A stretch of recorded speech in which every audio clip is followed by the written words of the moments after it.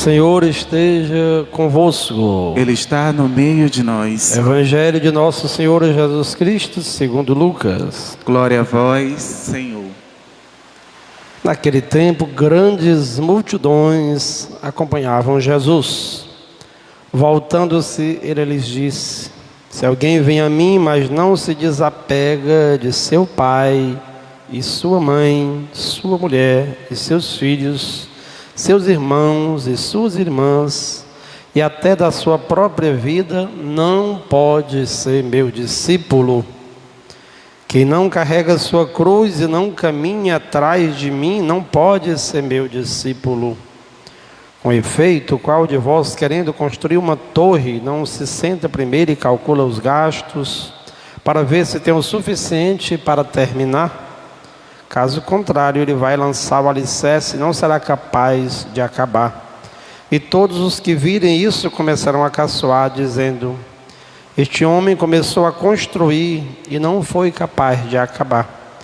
Ou ainda, qual rei que ao sair para guerrear com outro não se senta primeiro e examina bem se com 10.000 homens poderá enfrentar o outro que marcha contra ele com 20.000?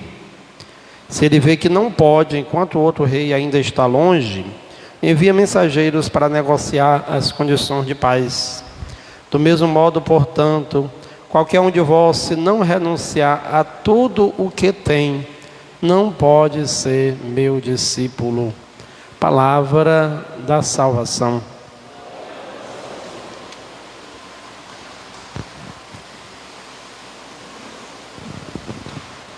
A liturgia da palavra deste 23º domingo do tempo comum coloca um acento sobre a primazia que Deus, que Jesus Cristo devem ter em nossa vida. Deus, Jesus como centro da nossa vida, dos nossos pensamentos, dos nossos sentimentos, das nossas escolhas, do nosso peregrinar terreno em direção ao céu, em direção à salvação que o Senhor nos promete. Deus que deve ser amado acima de tudo. É como se fosse uma explicitação do primeiro dos mandamentos, o maior dos mandamentos: amar a Deus acima de todas as coisas e ao próximo como a nós mesmos. Não somente crer em Deus. Há muitas pessoas que creem em Deus. Não somente confiar em Deus. Não somente esperar pelos benefícios que Deus nos concede. Mas o processo deve ser de enamoramento.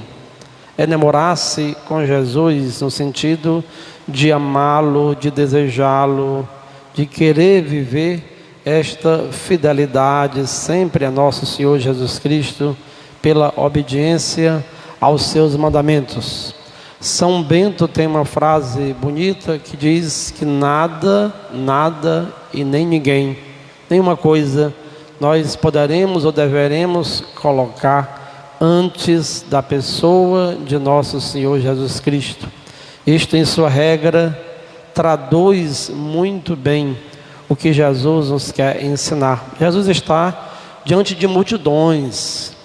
As multidões estão ali para escutar Jesus, porque estavam extasiadas com o seu ensinamento.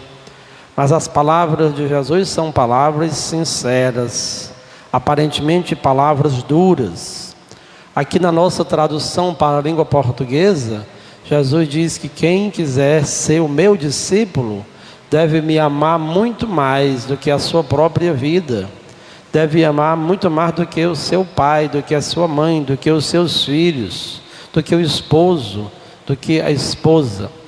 Vejam como parece ser simples, mas não é, porque na linguagem do Novo Testamento, no original, a palavra é odiar. Quem quiser ser meu discípulo precisa odiar o seu pai, odiar a sua mãe, o seu filho.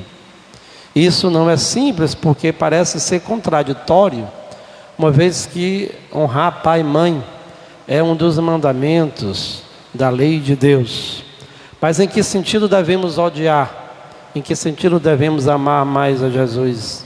É justamente quando as pessoas se opõem ao caminho de Jesus, quando elas são contrárias ao pensamento de Jesus. Não é para sairmos brigando com todo mundo por causa de Jesus, mas é que nós devemos saber hierarquizar qual é a vontade do Senhor para nós e qual a vontade dos seres humanos.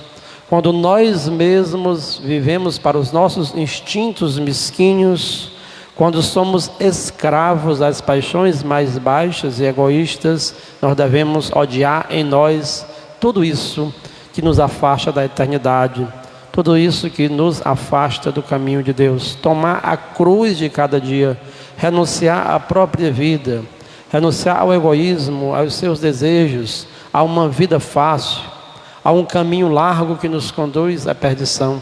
Aparentemente é algo duro, é algo difícil, é algo muito grave. Mas Santo Agostinho diz uma coisa linda em relação a isso: nada é difícil, nada é grave, nada é pesado, quando devemos levar em conta que aquele que nos ordena isso também nos ajuda a realizar. E é verdade. Quando escutamos aquelas doces palavras de nosso Senhor Jesus Cristo, dizendo a cada um de nós: o meu jugo é suave e o meu fardo é leve.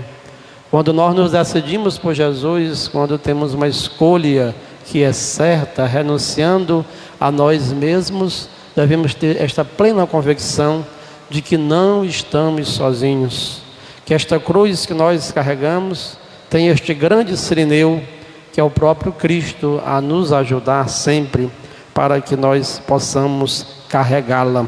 São Gregório Magno diz: por mais que pareça ser difícil tudo isso, ele diz, aos grandes prêmios não se chega somente após grandes esforços.